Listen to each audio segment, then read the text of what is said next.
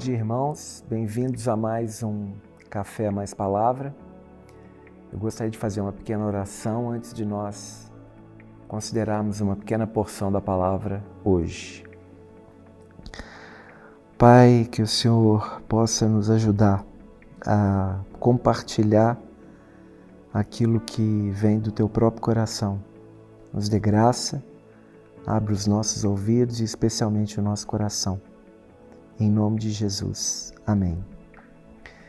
Irmãos, como nós estamos aí, no chamado Ano do Testemunho, embora a gente saiba que o testemunho deve ser de toda uma vida, eu achei por bem que a gente pudesse tentar contribuir com pequenas pílulas a respeito da questão do testemunho vinculado às pedras preciosas.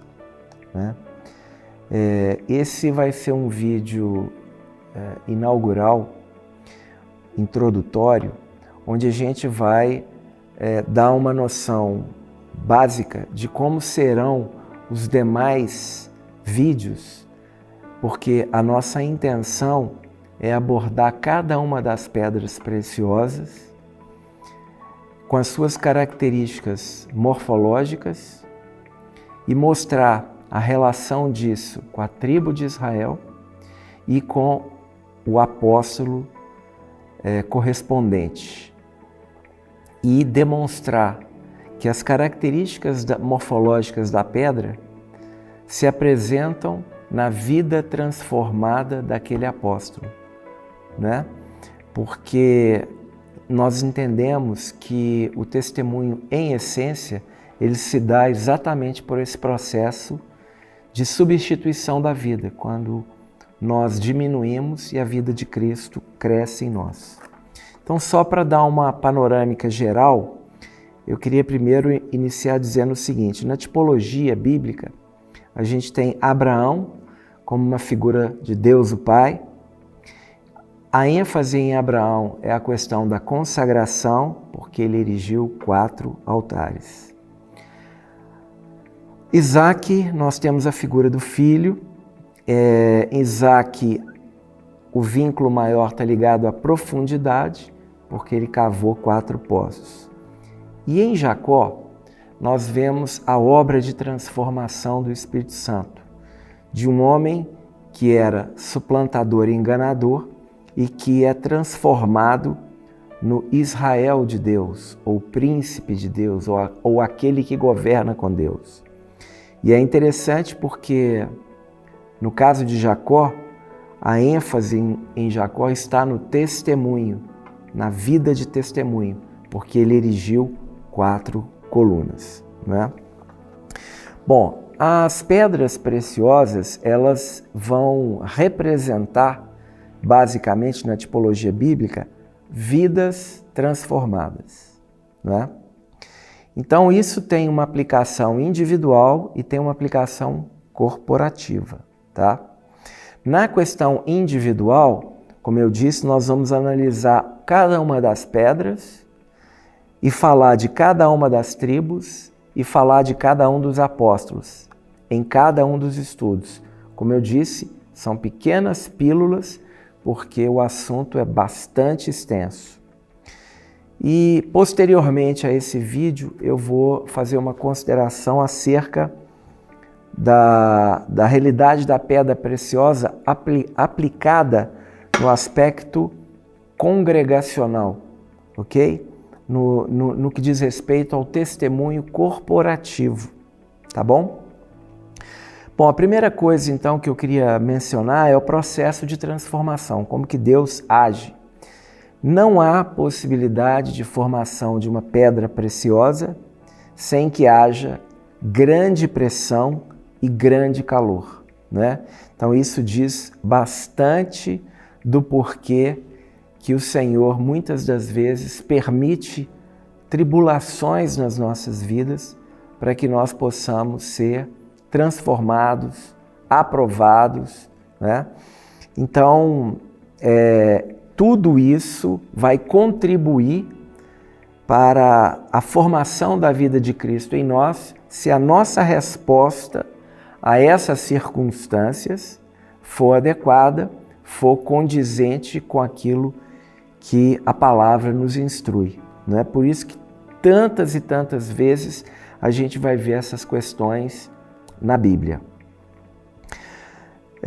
Um terceiro ponto importante na formação de uma pedra preciosa é a esfoliação, que significa o seguinte: a pedra ela tem que ser retirada daquilo que ela está apegada, né?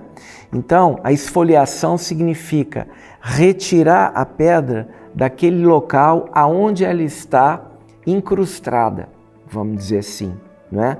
O que fala bastante ao nosso coração, tendo em vista que o Senhor, então, vai nos tirar desse mundo e nos levar para o reino do Filho do seu amor. Do ponto de vista objetivo, mas do ponto de vista subjetivo, o Senhor agora vai nos retirar, vamos dizer assim, de uma multidão para que Ele possa trabalhar individualmente, né? E evidentemente de forma coletiva, como somatório das transformações individuais, né? Ele vai trabalhar com cada um de nós.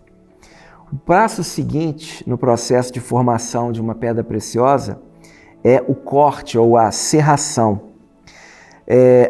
A esfoliação é para nos separar dos outros materiais, é para te deixar sozinho com o Senhor, mas você ainda não foi tocado.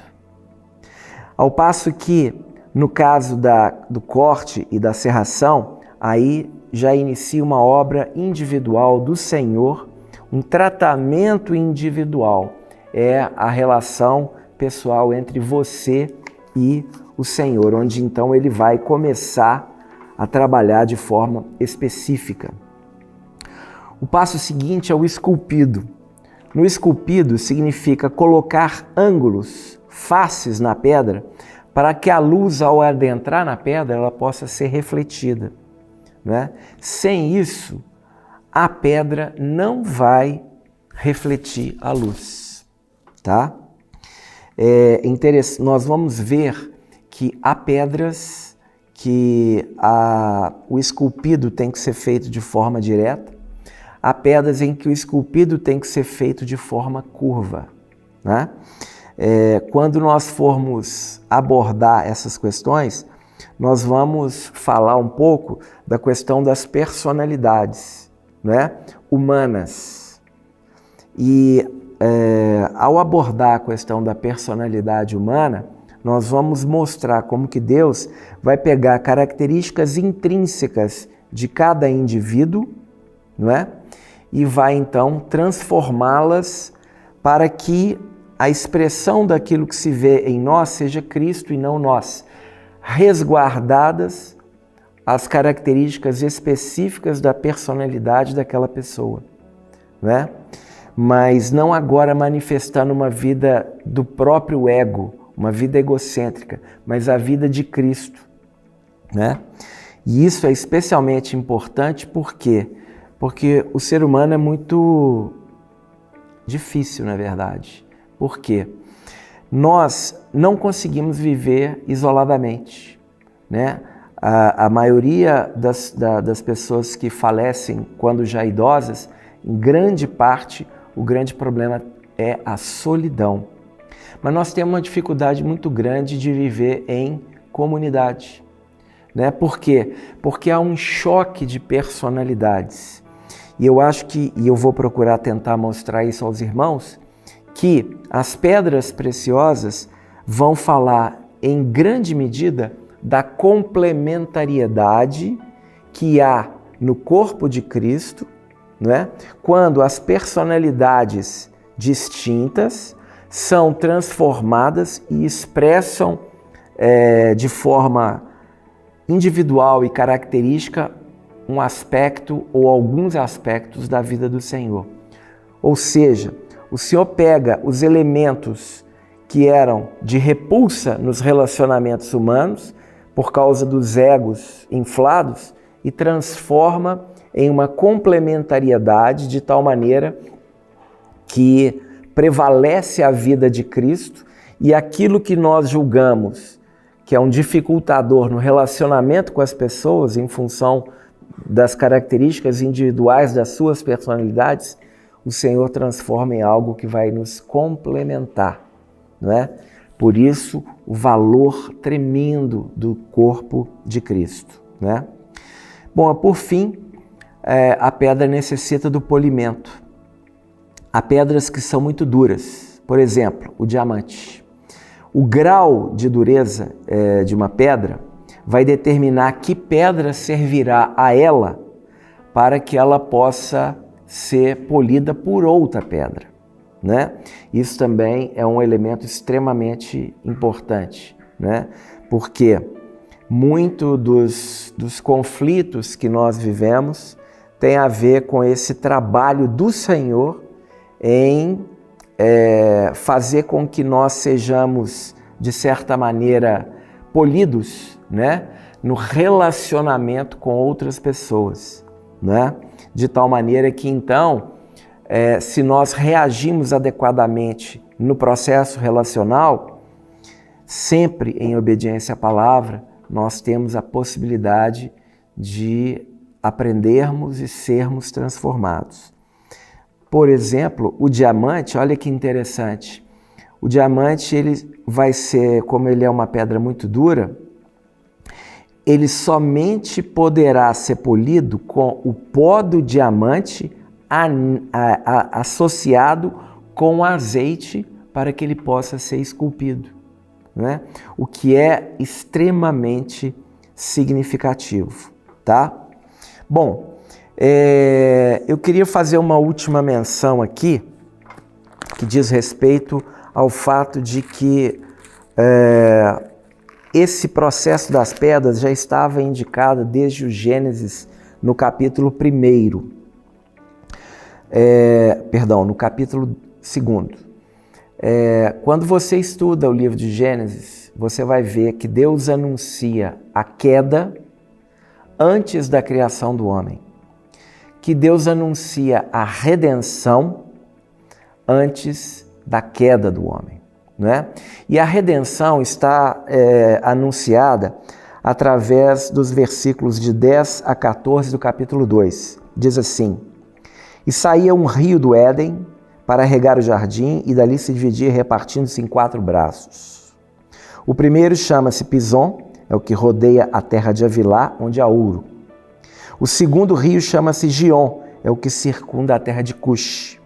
O terceiro rio é Tigre, é o que corre pelo oriente da Assíria. E o quarto é o rio Eufrates. Bom, qual a relação desses rios com as pedras preciosas? Aqui Deus anuncia de forma sucinta o processo da redenção que ele haveria de prover ao homem antes mesmo da queda do homem. E por que a gente pode chegar a essa conclusão? Através dos nomes dos rios e dos significados daquilo que está associado a cada um deles. Então, o primeiro rio Pison significa fluindo gratuitamente. Isso aí é uma alusão clara à graça de Deus, não é? Lembremos-nos de Isaías número 55, que diz: Ó vós, todos os que tendes sede, vinde às águas, e os que não tendes dinheiro, vinde, comprai e comei. Sim, vinde, comprai sem dinheiro e sem preço, vinho e leite, fluindo gratuitamente. Pison. E na margem desse rio há ouro. O ouro fala da natureza e da glória de Deus, né? Então ele está associando a graça com a manifestação da glória, né? Do próprio ser de Deus. E olha o que ele diz: o ouro dessa terra é bom, e lá se encontra o bidélio. E é interessante porque em Números, no capítulo 11, vai dizer que o maná que os israelitas recolhiam durante a peregrinação tinha o aspecto de bidélio, não é? Isso é muito interessante porque, na verdade, o que está por detrás aqui é que há uma associação de que o processo de transformação vai se dar em grande medida pelo alimento, pelo maná, pela palavra de Deus operando nas nossas vidas. Depois ele diz assim, e a pedra de ônix, e aqui está um elemento fundamental. Nós vamos ver que o ônix é uma das pedras, mas especificamente é citada aqui, por quê? Porque a pedra de ônix é das pedras aquela que possui a maior maleabilidade, ou seja, é aquela que aceita ser melhor trabalhada. Então aqui já é um indicativo da nossa resposta ao trabalhar de Deus, né? Nós sermos maleáveis na mão do oleiro, tá certo? Eu lembro que nas ombreiras do sumo sacerdote havia uma pedra de ônix em cada uma delas e incrustadas na pedra de ônix as demais pedras, dizendo que o Senhor carregava o seu povo, já que cada pedra está associada a uma tribo, o Senhor carrega o seu povo nos seus ombros, tá? Então, a pedra de ônix vai nos falar muito profundamente da nossa necessidade de sermos maleáveis, para que o Senhor possa, então, encontrar um coração adequado e a nossa resposta possa produzir realmente vida transformada. Bom, o terceiro rio que ele vai... o segundo rio que ele vai colocar é o rio Gion. Gion significa o grande fluir das águas. Isso aí, evidentemente, é uma alusão à profusão da vida do Espírito. Nós temos que lembrar que o Senhor disse, do seu interior fluirão rios de água viva. Isto dizia ele com respeito ao Espírito que haveriam de receber os que nele crescem, não é? E esse rio Gion circunda a terra de Cush. Interessante que Cush fica hoje na Etiópia. E Jeremias, no capítulo 13, diz assim, porventura pode o etíope mudar a sua pele ou o leopardo as suas manchas? Então, podereis vós fazer o bem sendo ensinados a fazer o mal? Olha que coisa interessante, ele está mostrando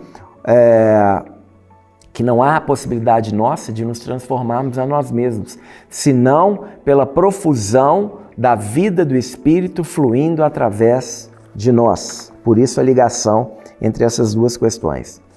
Por fim, ele vai falar no terceiro braço do rio, né, que é o rio Tigre, que vai significar rápido, ou seja, um indicativo de alguma coisa que começa a crescer e a fluir e vai acontecendo de forma bastante acelerada. E por fim, ele vai falar do Eufrates. O Eufrates no hebraico significa dócil, fértil e principalmente frutífero. Fala dessa frutificação como fruto dessa vida transformada.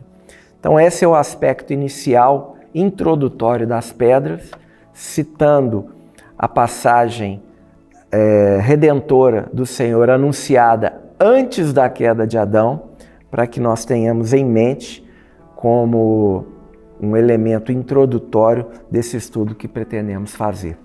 Que Deus possa nos abençoar, em nome de Jesus.